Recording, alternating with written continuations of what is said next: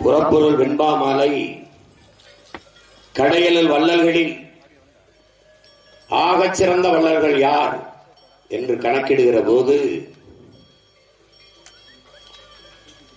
பாரி, ஓரி, காரி, பேதன், ஆய், நல்லி, அதியமான், இதிலே பாரியும் பேகனும் தான் ஆகச் சிறந்த வள்ளல்கள் என்று மதிப்பிடுகிறார்கள். அதற்கு காரணம், ஒருவன் கேட்டு கொடுப்பது கொடைதான், ஆனால் அது சிறந்த கொடை அல்ல. காரணம், கேட்கும் போது அவன் தன்மானத்தை இழந்து விடுகிறான்.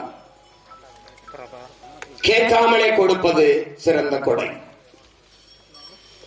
ஒருவன் முகம் வாடியிருந்தால் அவன் பசியோடு இருக்கிறான் என்பதை புரிந்து கொண்டு அவனுக்கு உணவளிப்பது ஒரு கொடை.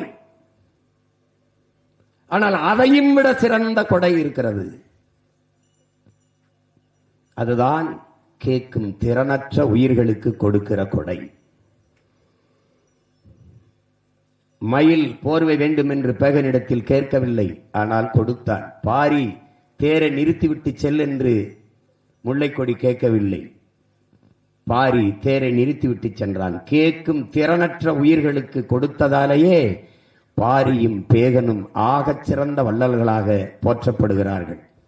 அந்த கேட்கும் திறனற்ற உயிர்களுக்கு போர்வையையும் தேரையும் கொடையாக கொடுத்த வள்ளலின் வாரிசுகள் இன்று பேசும் திறனற்ற உயிர்களுக்காக, ஆடு மாடுகளுக்காக, அவர்களின் உரிமைக்காக பேசுவதில் பெருமை அடைகிறேன்.